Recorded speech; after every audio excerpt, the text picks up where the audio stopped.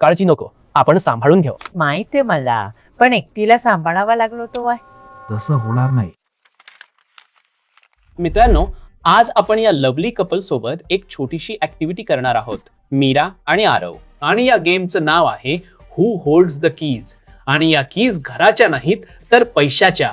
जर तुमचं उत्तर येस असेल तर तुम्ही येस दाखवाल, नो असेल तर नो दाखवाल.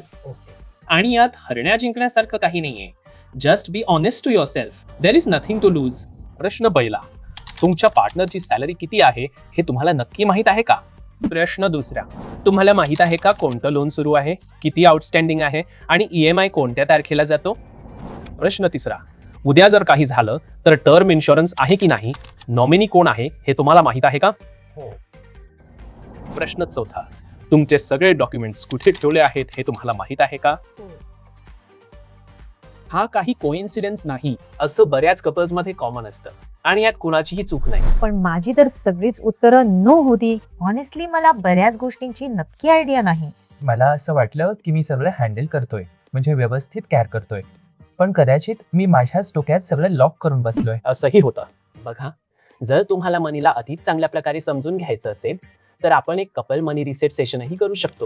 हो कन्या, कारण ऑनेस्टली हा प्रश्न मला खूप घाबरवतो की उद्या आपल्यापैकी कुणाला काही झालं तर घर कसं चालेल. एक्झॅक्टली, आपण 3 मेन टॉपिक्स कव्हर करू. पहिला, जर सॅलरी बंद झाली. दुसरा, जर आपल्यापैकी कुणी एक नाही राहिलं. आणि तिसरा, लॉंग टर्म स्वप्न कुणाच्या बॅकबोनवर टिकून आहेत. चला, पहिली बकेट क्लिअर करूया. जर आज सॅलरी बंद झाली तर ही बकेट लॉंग टर्म प्लॅनिंग बद्दल नाहीये. यात फक्त एक प्रश्न विचारला जातो की आता पॅनिक किती लवकर सुरू होईल. आरव, समजा उद्यापासून तुझी सॅलरी एकदम थांबली.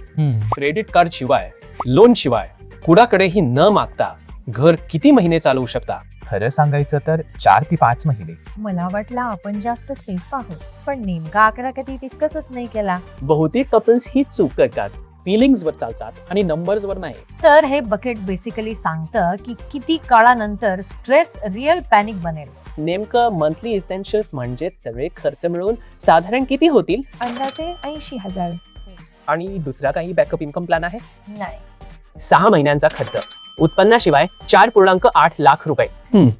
आणि जर मीरा नाही राहिली तर घर,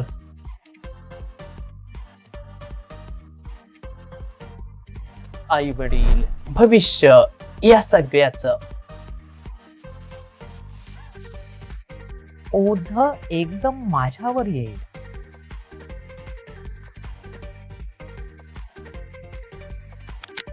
सहा महिन्यांचा खर्च, उत्पन्न विना 4.8 लाख रुपये. आणि जर तुम्हाला वाटतं की हे 4-5 महिने चालेल, पण पुढचं काय? बकेट 1चा गोल हाच आहे की इमर्जन्सी फंड तयार करणं.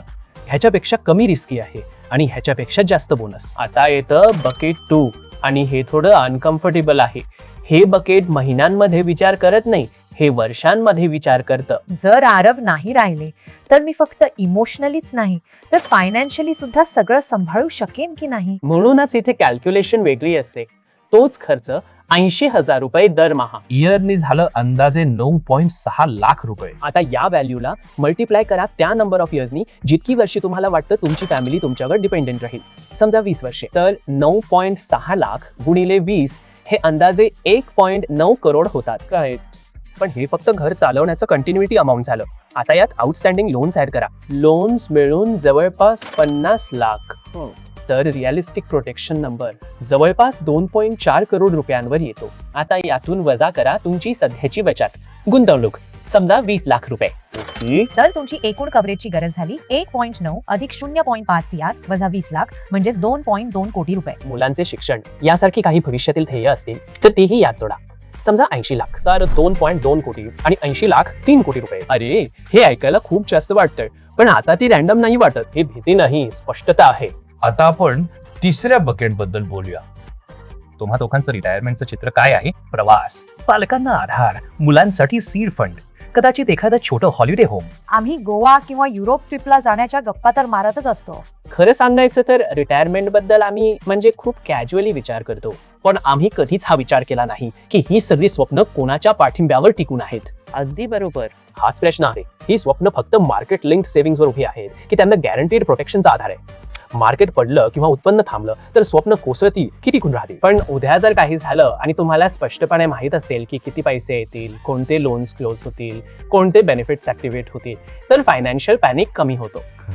हे बघा, म्हणूनच मी माझ्या सर्व क्लायंट्सना प्रॉमिसेस फॉर एव्हर बद्दल सांगतो. हा फक्त एक प्लॅटफॉर्म नाही, तर तुमच्या कुटुंबाचा नकाशा आहे. यामध्ये दिलेला फॉर्म डाउनलोड करा आणि पासवर्ड सुरक्षित करून त्यात लिहा सर्व पॉलिसीज, टर्म्स, हेल्थ, सेव्हिंग्ज आणि सर्व लोन्स बद्दल किती आउटस्टँडिंग आहे, कोणतं प्रोटेक्शन मिळालं आहे, बँक अकाउंट्स बद्दल, इन्व्हेस्टमेंट्स, नॉमिनीज, महत्वाचे कॉन्टॅक्ट नंबर्स जसे की ॲडवायझर्स, कंपनी, हेल्पलाईन्स, सर्व काही. जर उद्या मी नसलो तर मीरा हे पुस्तक उघडून स्टेप बाय स्टेप फॉलो करू शकते का? अगदी बरोबर. जेव्हा लाईफ सगळ्यात जास्त कन्फ्युजिंग असते तेव्हा हे पुस्तक स्पष्टता देतं. मला वाटतंय ही फक्त डायरी नाहीये, हे फॅमिलीसाठी एक लव्ह लेटर आहे. बिलकुल. इन्शुरन्स आणि डॉक्युमेंटेशन कंटाळवाणी नाहीत, ही एक नवीन लव्ह लँग्वेज आहे. यानंतर आपल्याला सामान्यतः 2 प्रॅक्टिकल कामं करायची आहेत. नंबर 1, डॉक्युमेंट्स फोल्डर रेडी ठेवा. एक फिजिकल फाईल आणि एक पासवर्ड प्रोटेक्टेड डिजिटल फोल्डर. दोन्ही असायला हवेत. नंबर 2, 1 पेज चीट शीट बनला. जर आरव आजूबाजूला नसेल, जर मीरा आजूबाजूला नसेल, ज्यामध्ये कोणत्या नंबरवर कॉल करायचा, कोणते क्लेम फाईल करायचे, कोणते अकाउंट्स कोणत्या बँकेत आहेत, हे सगळं लिहिलेलं असेल. एका महिन्यानंतर पुन्हा बसून एकमेकांना संपूर्ण सिस्टीम समजावून सांगा, एका मिनी प्रेझेंटेशन सारखी. आणि दर 2-3 वर्षांनी आपल्या प्रोटेक्शन इन्स्ट्रुमेंट्सचे रिव्ह्यू करा. कव्हर व्हॅल्यू, प्रीमियम अमाऊंट, सगळं काही. माझ्यासाठी आता कपल गोल्स फक्त मालदीव्स, मॅचिंग आउटफिट्स, पिक्चर्स एवढंच नाहीये. माझ्यासाठी आता कपल गोल्स हे आहेत की या सगळ्या प्रॉमिसेस मध्ये मी आणि आरव सेम पेजवर आहोत. मी सहमत आहे. नवीन कॅफेज एक्सप्लोर करणं चांगली गोष्ट आहे. वेकेशन प्लॅन करणं, रील्स बनवणं, सगळं ठीक आहे. पण जर तुम्ही एकमेकांच्या फायनान्शियल सेफ्टीचा प्लॅन बनवत नसाल तर कपल गोल फक्त फिल्टर आहे, फाउंडेशन नाही. तर 2026 मध्ये हे फाउंडेशन स्ट्रॉंग करूया. प्रॉमिसेस फॉर एव्हर भरून, फ्युचर प्लॅनिंग फिक्स करून आणि एकमेकांसोबत सेम पेजवर राहून. जर तुम्हाला हा व्हिडिओ आवडला असेल तर या व्हिडिओला लाईक आणि शेअर करा. आणि अशाच आणखी रिलेटेबल कपल फायनान्शियल गोल व्हिडिओसाठी कॅनरा HSBC लाईफ इन्शुरन्सच्या YouTube चॅनलला सबस्क्राईब करा. कॅनरा HSBC लाईफ इन्शुरन्स प्रॉमिसेसचा पार्टनर.